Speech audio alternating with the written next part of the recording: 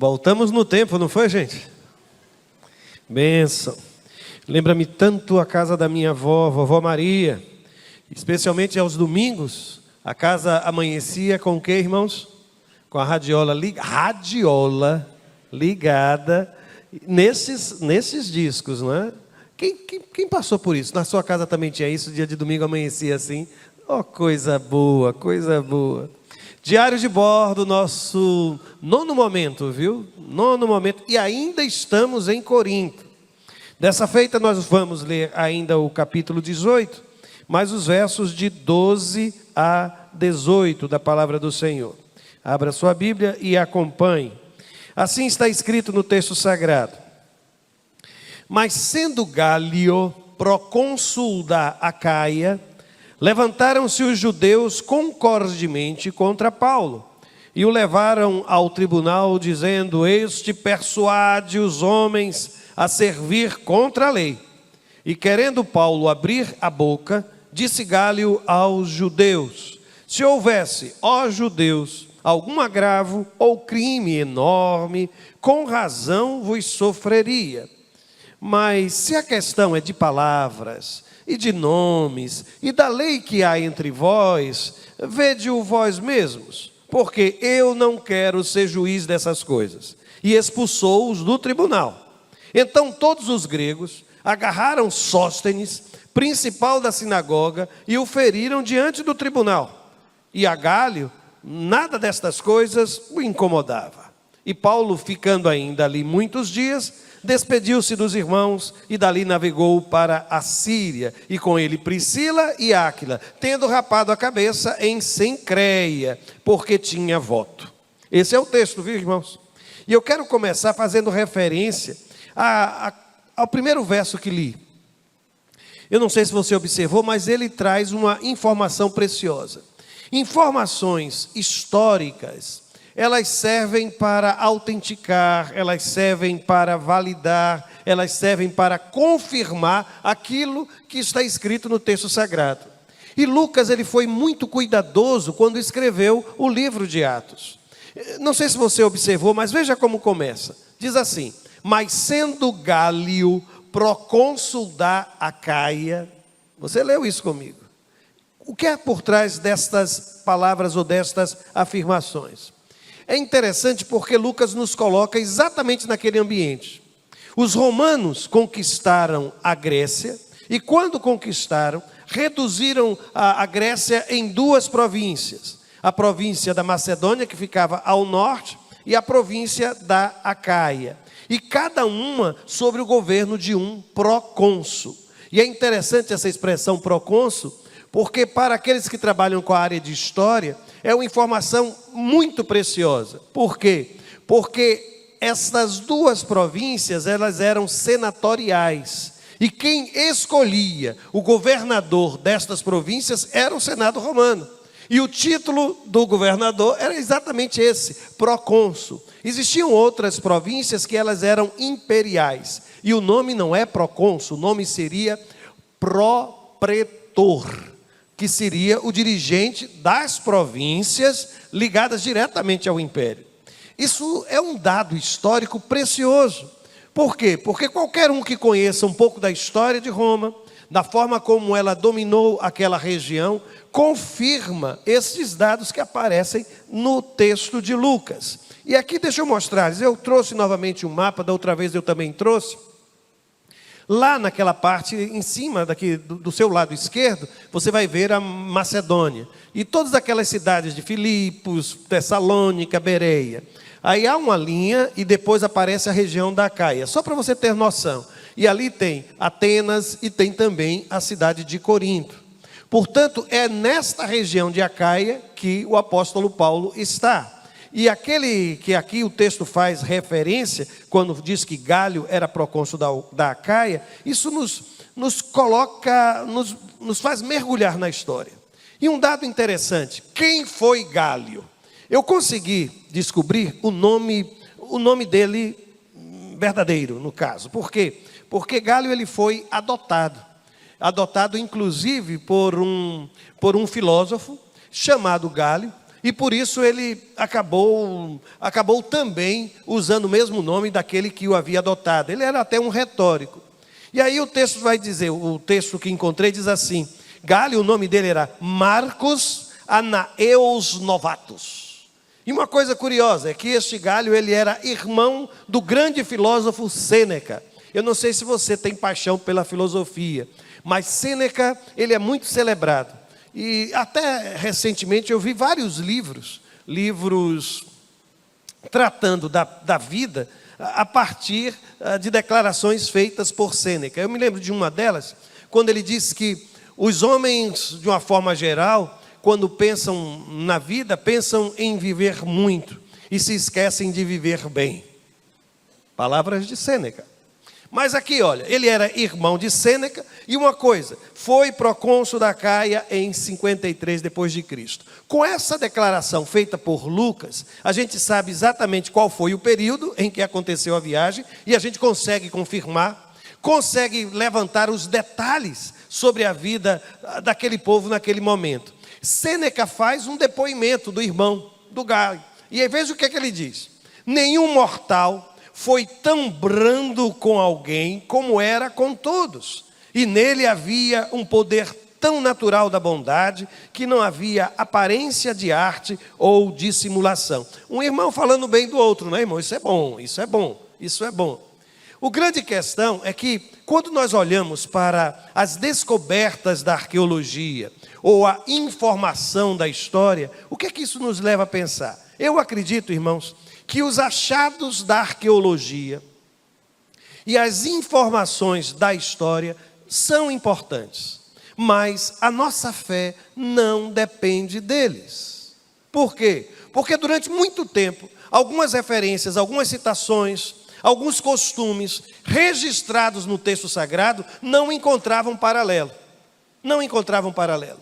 E o que se fez foi questionar a verdade daquilo que estava escrito. Só que a arqueologia continua procurando, continua investigando, e de repente descobrem que aquilo que estava escrito era verdade.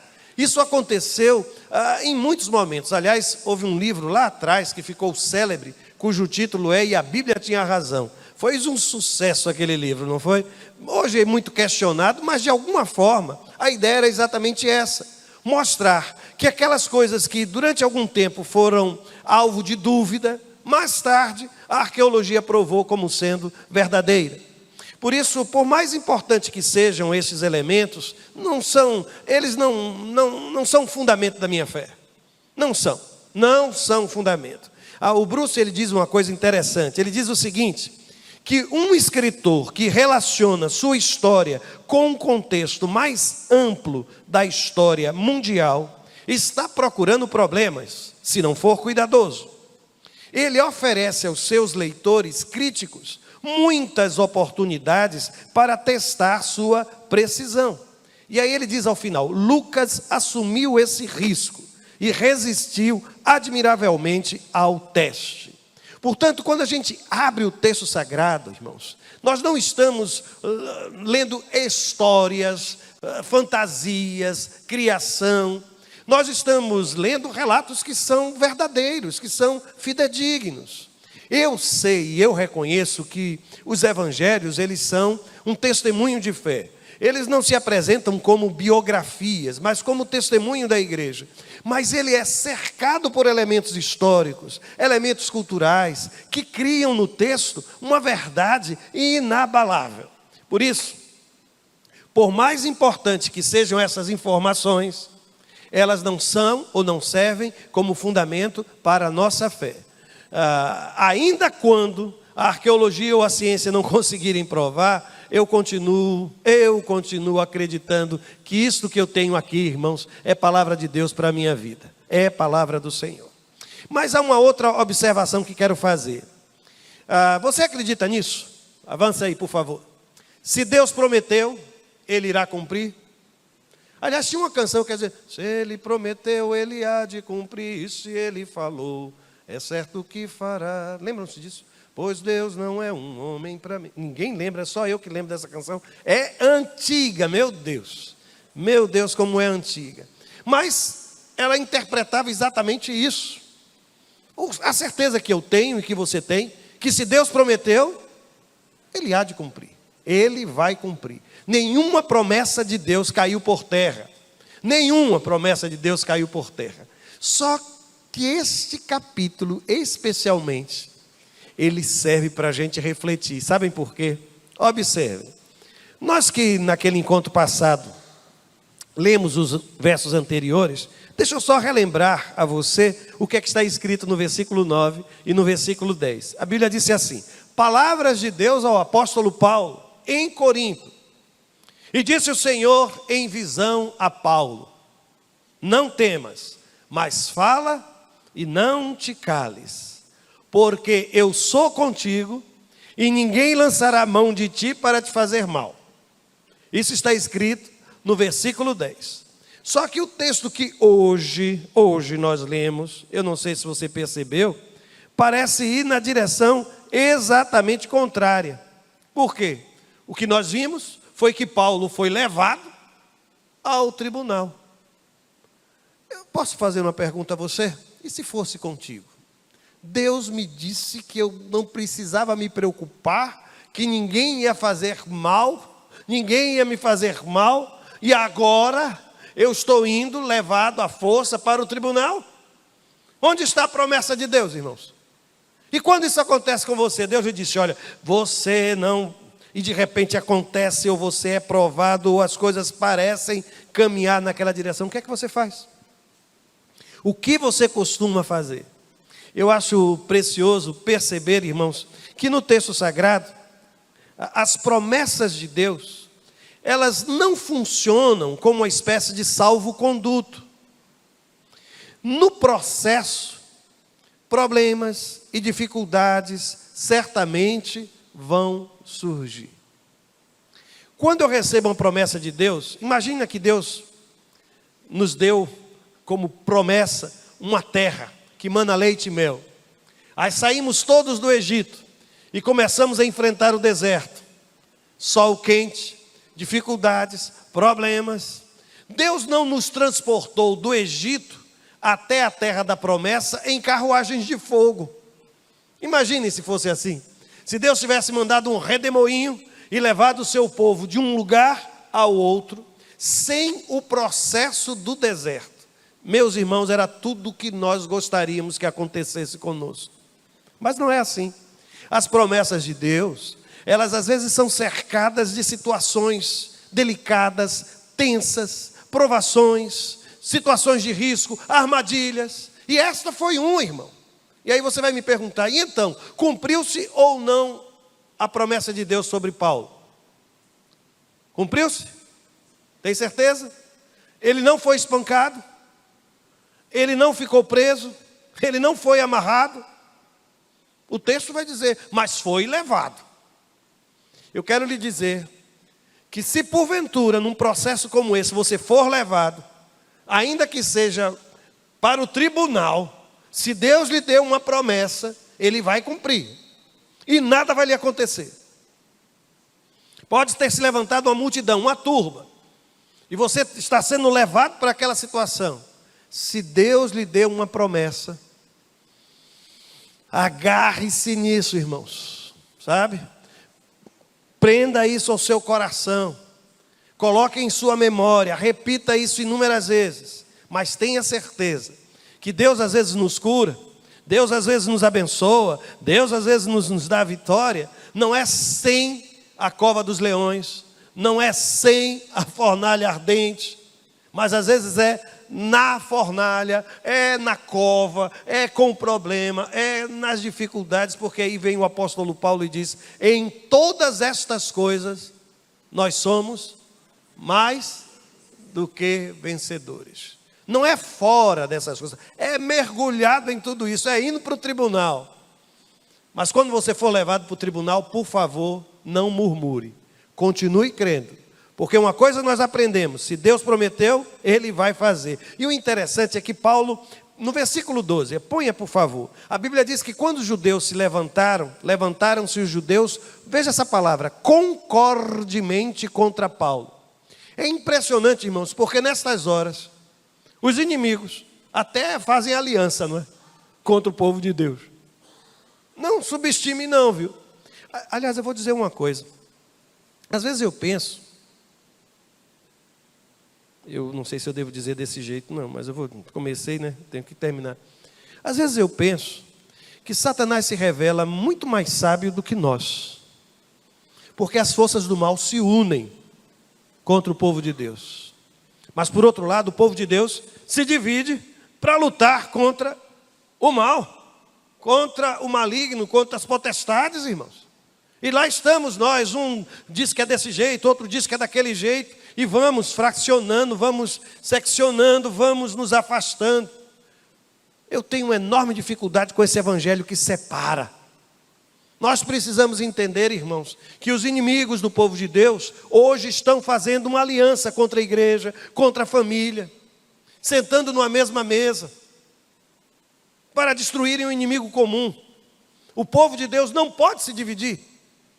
Nós não podemos, irmãos, não podemos. Paulo, além disso, diz o texto no versículo 13, que ele é acusado falsamente. Veja o que eles disseram: este persuade os homens a servir a Deus, veja essa observação, contra a lei.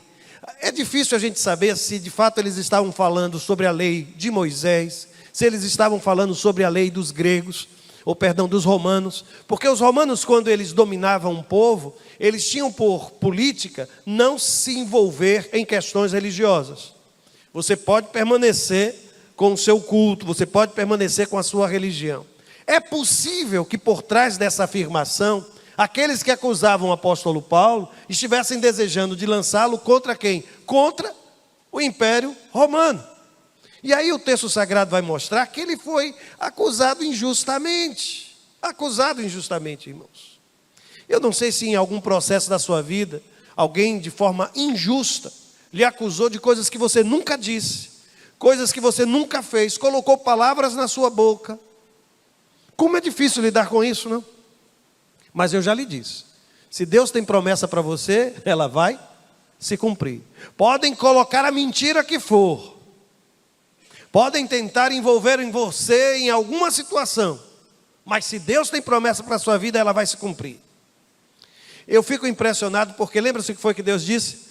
Você vai e você vai ser poupado, ninguém vai tocar em você, eu estou com você. Eu fiquei impressionado porque há um detalhe no versículo 14. A Bíblia diz que Paulo não conseguiu sequer falar. Lucas está escrevendo, ele diz assim: e querendo Paulo abrir a boca, ele até tentou, viu? Levantar-se para se defender. Mas na hora que ele foi falar, você não precisa falar nada. Meu Deus do céu. Eu sei que tem algumas pessoas aqui que são coléricas, sanguíneas, como é que quem é você? Mas sabe que às vezes a gente vai, eu vou falar. E às vezes lá está o seu marido, aquela criatura pura, não é? Aquela alma silente, aquela pessoa calma, que normalmente os maridos são, não é isso, Cláudio? Ela revirou os olhos agora. Pois é, gente. E de repente, ou ele ou ela, ou alguém próximo olha para você e diz: precisa falar não, deixa que as coisas vão se resolver. Você já percebeu que às vezes a melhor coisa a fazer é não fazer nada? É calar a boca. Na hora que você vai falar, aí Deus, segura a sua boca, irmã. Fecha a sua boca, meu irmão. Não faça não. Vai ser pior. O problema vai se tornar maior.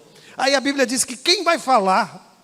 Quem é que vai falar, irmãos? Vejam só o que acontece no texto sagrado. É o próprio procônsul. É ele quem vai tomar a iniciativa.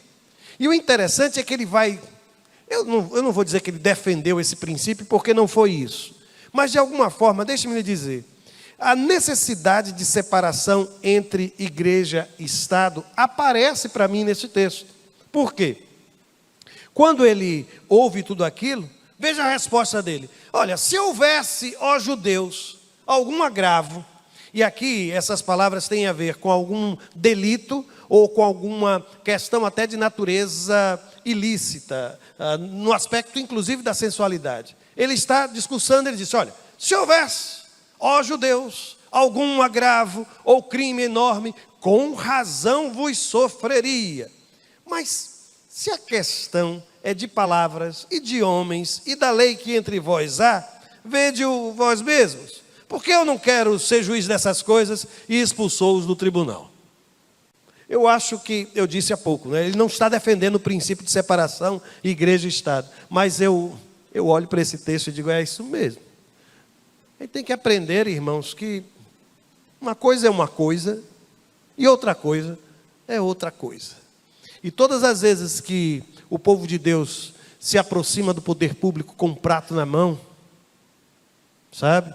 Isso tem consequências terríveis adiante. Estou dizendo algum absurdo? Pois é. É por isso, irmãos, que nós temos que ter consciência de que algumas responsabilidades são nossas. Quem vai restaurar patrimônio somos nós. Quem vai assumir as nossas contas somos nós. Quem vai comprar o terreno para ser construído, quem vai comprar os tijolos, somos nós. Porque depois esses favores, irmãos, eles são cobrados com juros e correção monetária, especialmente em tempos de campanha. Disse, já falei. Aí o texto continua. E sabe, eu lendo o texto eu percebo que separação não significa omissão. Por quê? Lucas ele escreve como se fosse com uma nota até de crítica ao comportamento de Galho, porque ele diz assim: então todos os gregos, notem, os gregos não são os judeus, agarraram Sóstenes, principal da sinagoga, e o feriram diante do tribunal. Gente, eu perguntei há pouco aos irmãos se Paulo tinha sido ferido, machucado. O que foi que os irmãos me disseram? Não, mas Sóstenes foi. Eu não sei se você já foi Sóstenes na vida de algum Paulo, viu? Mas ao longo do meu ministério eu já vi alguns irmãos, sabe, se colocando. Paulo diz até sobre os seus cooperadores, se eles pudessem, eu falei sobre isso com Áquila e Priscila, não sei se vocês se lembram disso. Sofrer em lugar disso. Eu já tive alguns homens de Deus ao meu lado no ministério, que chegaram em alguns momentos muito delicados e disseram: pastor, pode deixar que eu mesmo vou resolver isso, porque se tiver alguma dificuldade, serei eu. Quão abençoado é o homem de Deus quando se levanta um Sóstenes desse. Paulo não foi, mas Sóstenes sofreu. E o sofrimento de Sóstenes, ele tem uma repercussão na obra, irmãos. E eu vou mostrar-lhes por quê. O texto continua dizendo: e a Gálio nada destas coisas o incomodava. Estão vendo por que eu falei da omissão? Porque se algo acontece assim, na frente de um tribunal, por que eles não mexeram com o apóstolo Paulo? Porque Paulo era um cidadão romano. E aí então sobrou para quem? Para o Sóstenes. E ele sim foi espancado. E o Gálio, o que é que ele fez como procônsul? Sabe aquela política do lavar as mãos? Eu não tenho nada com isso, eu não vi, eu não ouvi, não vou falar. Foi exatamente a opção dele. Por isso no texto há sim um tom de crítica ao comportamento daquele homem. Aí alguém vai me perguntar: e esse Sóstenes? Há uma segunda citação na Bíblia sobre Sóstenes. Está na primeira carta aos Coríntios, exatamente aquela comunidade. Capítulo 1, versículo 1. E a Bíblia vai dizer assim: Paulo, chamado apóstolo de Jesus Cristo pela vontade de Deus, e o irmão Sóstenes. Sóstenes aparece de novo. Provavelmente ele era um dos principais da sinagoga, que se converteu depois ao evangelho, e ele acaba sendo açoitado, sendo ferido, em lugar do apóstolo Paulo. E Paulo depois vai dizer a ele: é meu irmão. O Sóstenes é meu irmão. O Sóstenes é meu. Paulo tem títulos interessantes. Alguns ele chama de amigos, outros ele chama de colaboradores, cooperadores. Amigo de armas tem uma expressão tão linda, mas aqui ele olha para o Sóstenes: Sóstenes é meu irmão, meu irmão. Eu quero agradecer, viu, os irmãos que Deus tem me colocado ao meu lado aqui. Tem Sóstenes aqui? Tem uns caras que trabalham assim, uns caras é ótimo, eu nunca usei essa expressão no púlpito, irmãos. Mas tem umas criaturas, uns homens assim de segurança de um presidente, já viram? Rapaz, aquela criatura fica na frente da bala para levar o tiro para o presidente não ser alvejado.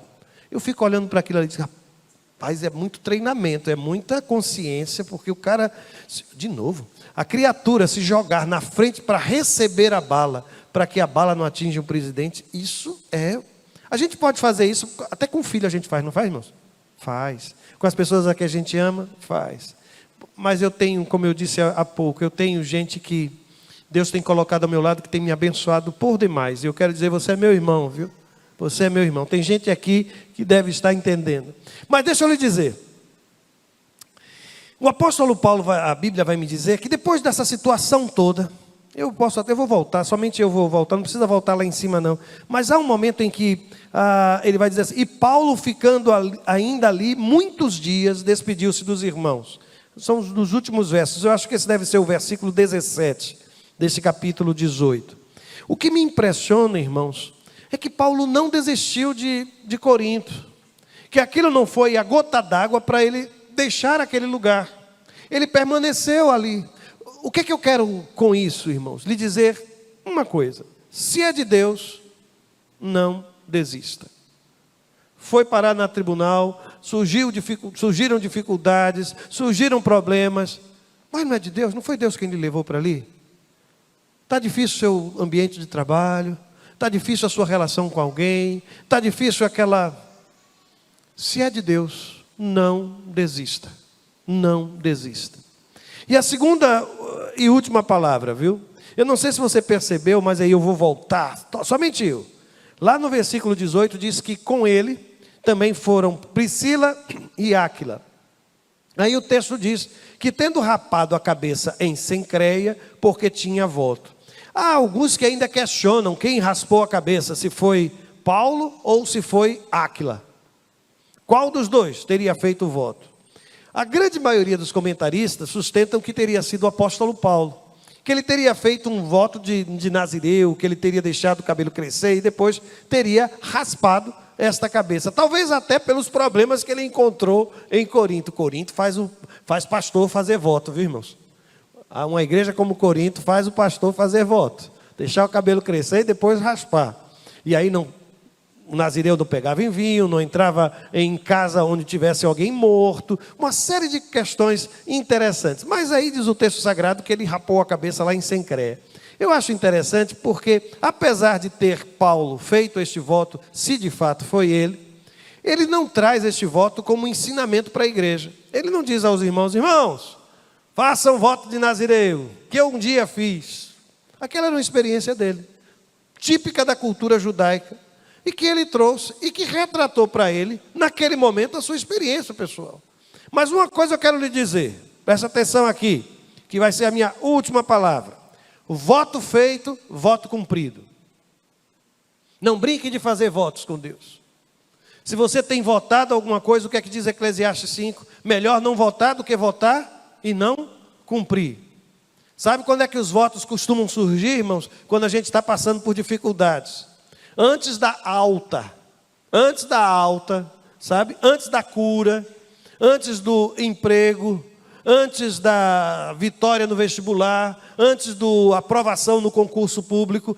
Esse é o tempo de votos. Agora, depois da alta, saiu lá no edital, saiu lá no Diário Oficial, né? Saiu lá no Diário Oficial, está tudo resolvido. Esses votos são colocados na gaveta e esquecidos.